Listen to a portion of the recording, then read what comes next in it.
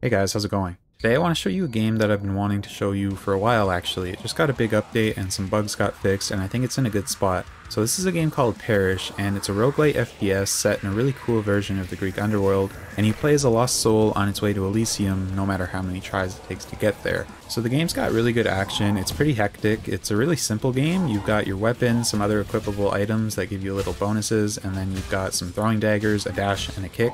And I don't know if it's the weapons that are just really fun, or the ragdolls, or the sounds or whatever, but the combat in this game is super satisfying. You know, kicking dudes off of cliffs is never not fun, kicking a dude and then flattening him with your hammer is never not fun. And speaking of that, the other cool thing about the combat in this game is that it's really simple, but it actually ends up having a lot of depth, because even though there are only a few controls and a few things you can do, it all combines really nicely, and there's more to each element than meets the eye. All the weapons, for example, have a passive and active upgrade that can improve the weapon a bit or even completely change how it works. Like this sword, you go from slashing everyone to firing lasers and such. You can get different abilities both from your loadout or from cards you get during the run to add different effects to your dash and your daggers and your kicks. There's some really cool cards in this game, like the Medusa one. You can just look at people and sometimes they'll die. And a little bit more about the weapons too, because I think they're the best part of this game. There are a lot of them, and each one pretty much feels unique and offers a different playstyle. It makes it really fun to just replay the game over and over using the different weapons. It's also kind of funny that you can get a flamethrower or an assault rifle in the Underworld, but you know, pretty cool.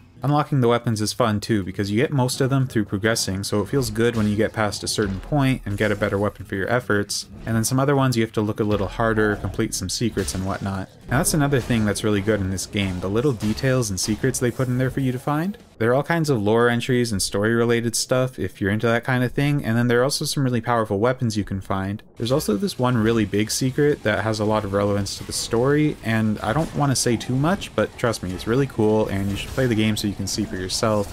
I don't remember a time a game got me as good as this one did. And that's pretty cool, you know, because roguelites aren't really known for their stories all the time, but this one, it'll stick with you.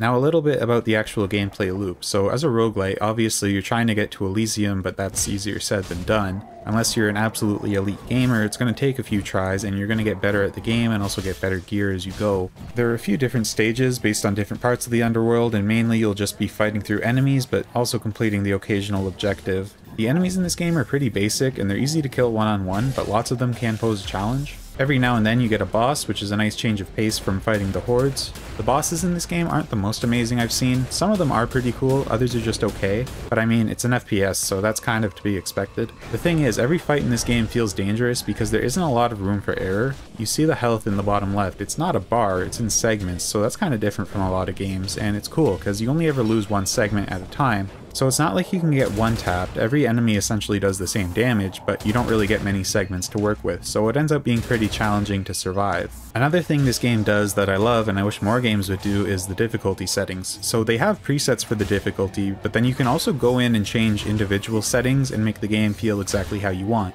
So let's say you like how everything is, but you want the enemies to attack just a little faster, you can just change that without having to completely increase the difficulty. Now I do want to mention a couple of things. First of all, when you run the game for the first time, it'll install Epic Online Services because it uses that for the online matchmaking. So even if you only plan on playing solo, it'll install that, and I know some people don't like that kind of thing.